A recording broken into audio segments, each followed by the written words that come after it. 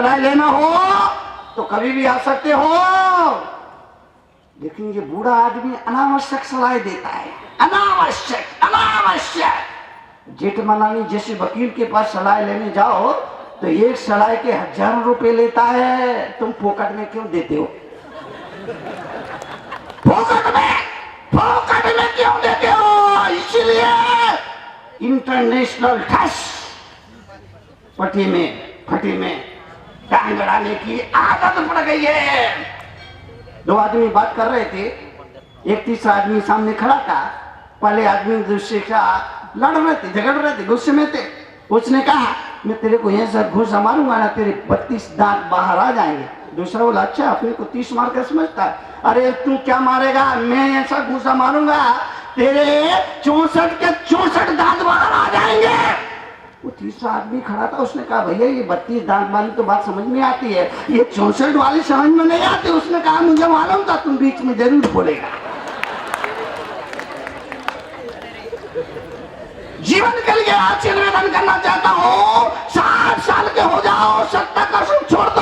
Number 1, number 2, कम बोलो, काम का बोलो, कम बोलो, काम का बोलो, कम बोलो, काम का बोलो। आदमी ज्यादा बोलता है, फालतू में बोलता है। फ्लाइट में 2 आदमी बैठे थे,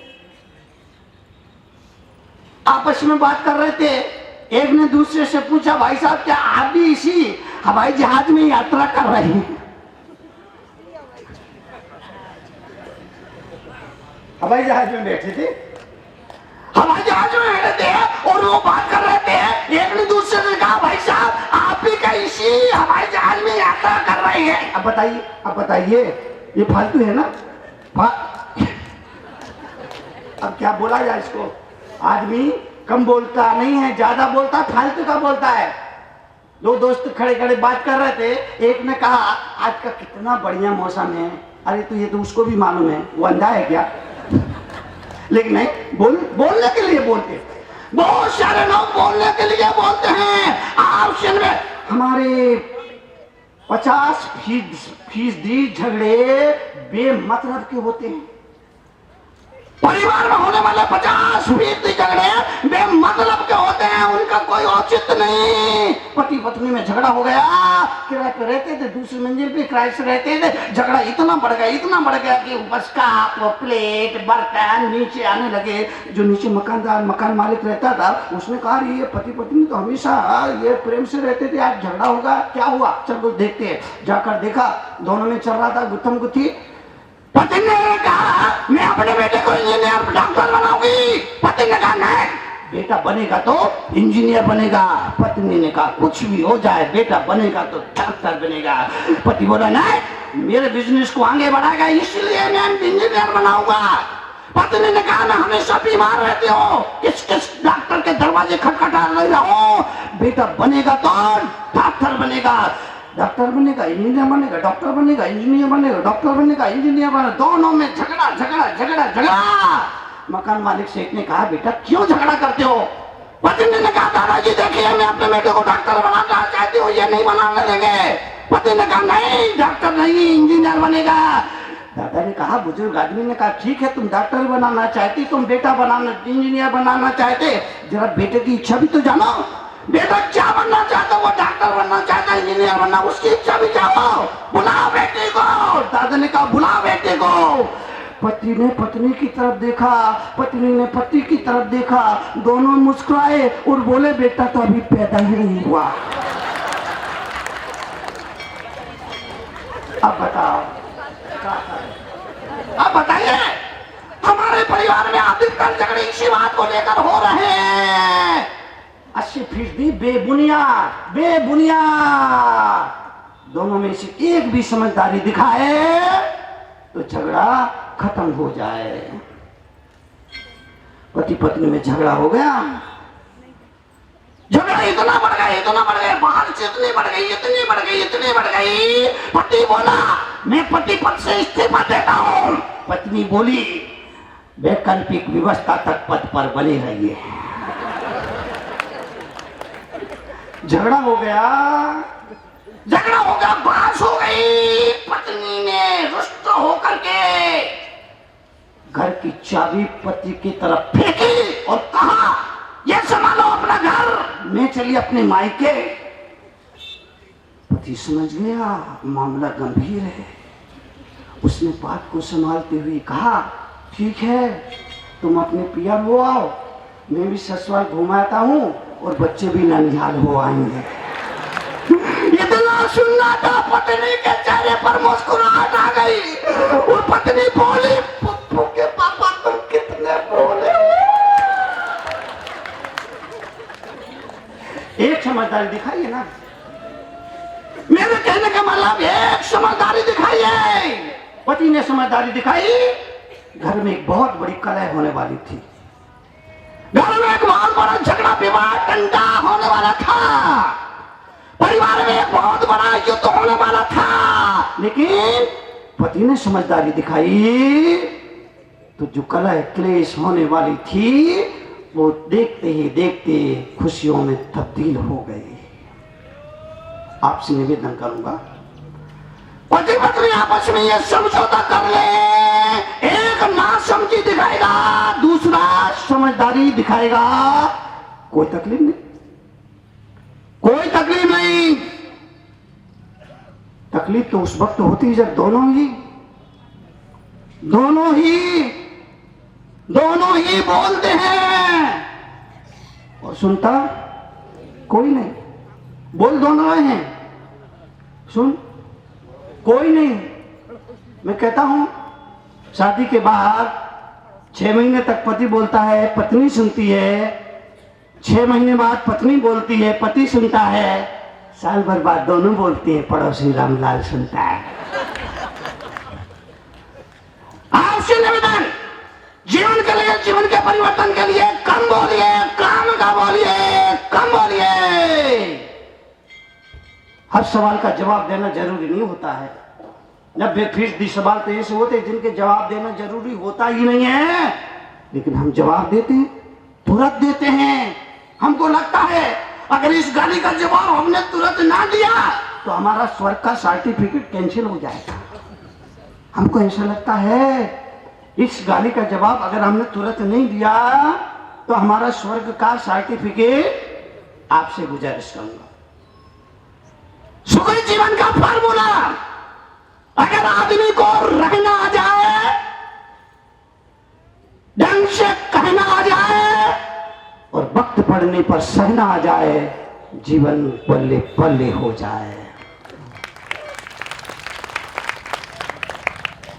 60 साल की उम्र हो जाए, 70 का सुख छोड़ दो। दूसरी बात, कम बोलो, काम का बोलो। तीसरी बात, अनावश्यक टीका टिप्पणी मत करो, अनावश्यक टीका टिप्पणी मत करो।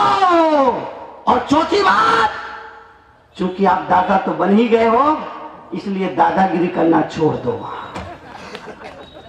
चौथी बात, चूंकि आप दादा तो बन ही गए हो, इसीलिए दादागिरी करना।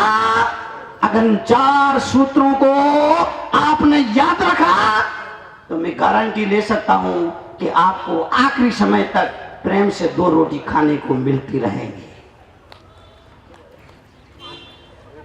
रहना आ जाए। युवाओं से कहूंगा,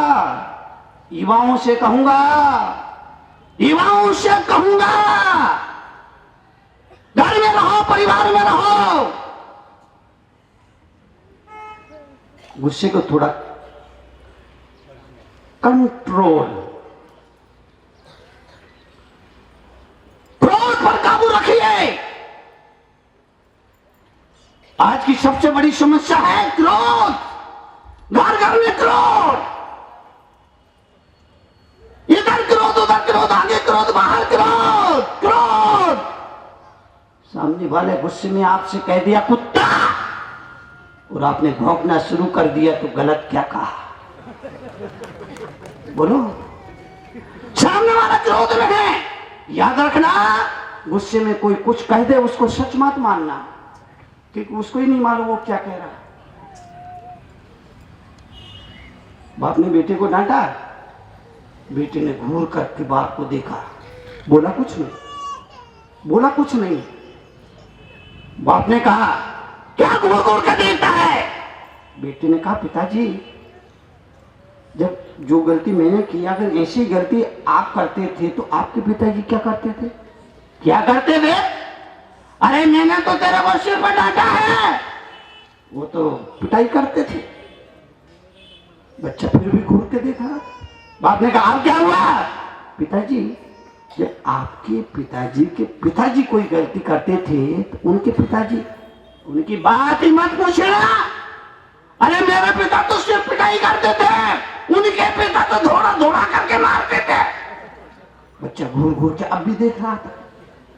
अब क्या देख रहा है?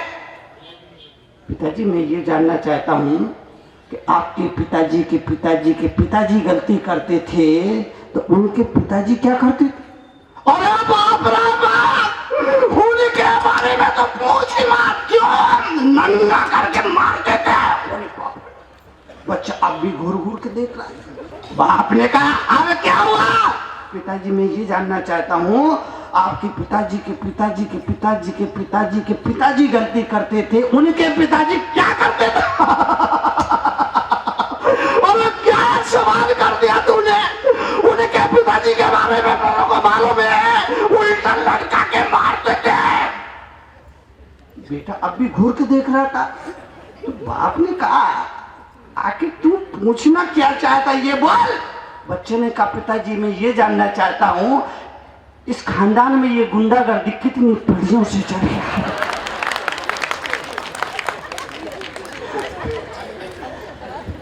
आपसे निवेदन, आपसे निवेदन, जीवन के लिए, जीवन का परिवर्तन के लिए क्रोध जैनाचार हुए। वो मासूमी उन्होंने कहा अनादि संबंधी चार, क्रोध, मान, माया, लोभ, छल, कपट, इन विकृतियों का अनादिकाल से संबंध है।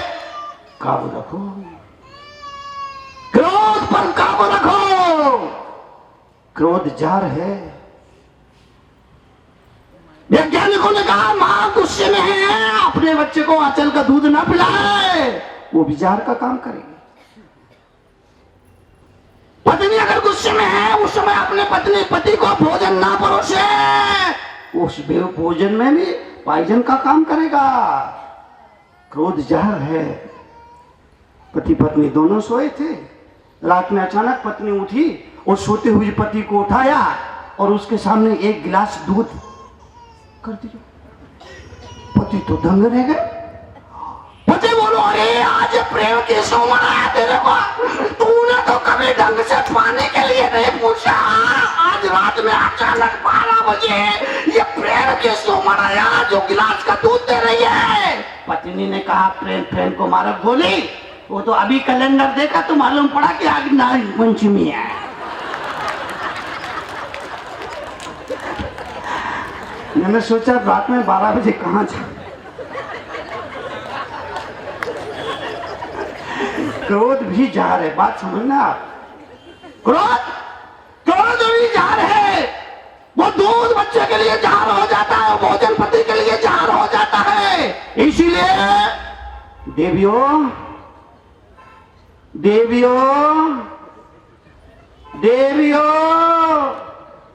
अभी इन महिलाओं को देखना है, देख करके ऐसे लगेगी जैसे स्वर्ग से अप्सराएं उतार आई। और अगर इनका असली वो चेहरा देखना है, जब ये चौका चूल्हे का काम कर रही हो, उस समय अचानक पहुंच जाए तो समझ में आएगा महिषासुर मर्दनी रणचंडी है।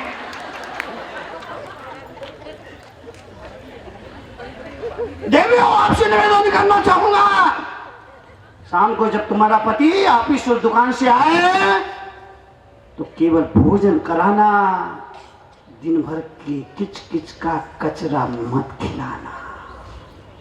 ताली बजा, तुम तो बजा ना। अरे तुम मत बजाओ, मैं तुम्हारी बात कर रहा हूं ना बाबा। शाम को जब तुम्हारा पति घर आए, प्रेम से मनुहार के साथ उसे भोजन कराना, दिन भर का किच किच का कचरा मत खिलाना। और होता क्या है, पति शाम को आता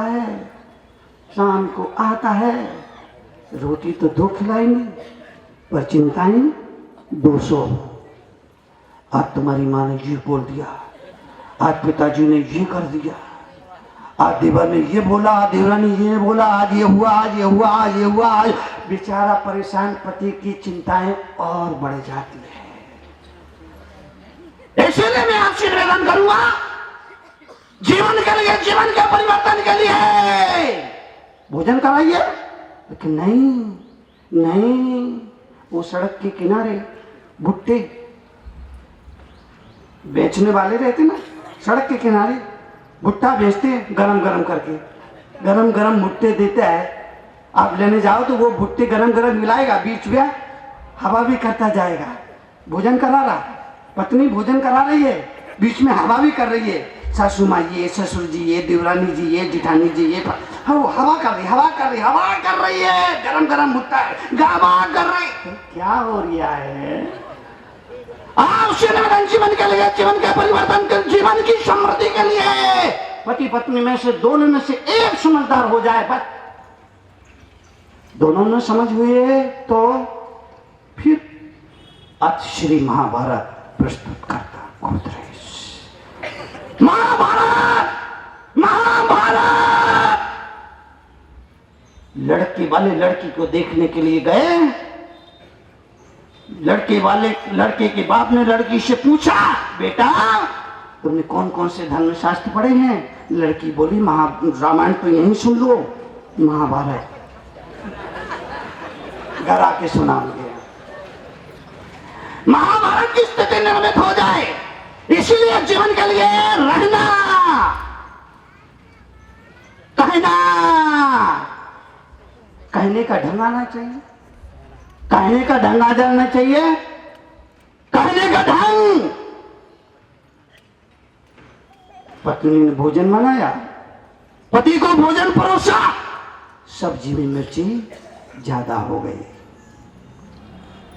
पत्नी ने भोजन पति को परोसा, सब्जी में मिर्ची ज्यादा हो गई। अब अगर पति बोले ये भोजन है क्या, मिर्ची मिर्ची झोंक दी, किसी पंसारी से यारी हो गई क्या, तो पत्नी को मिर्ची लगेगी। ये सुन करके पत्नी को मिर्ची लगेगी और परिवार का वातावरण कलहपूर्ण हो जाएगा।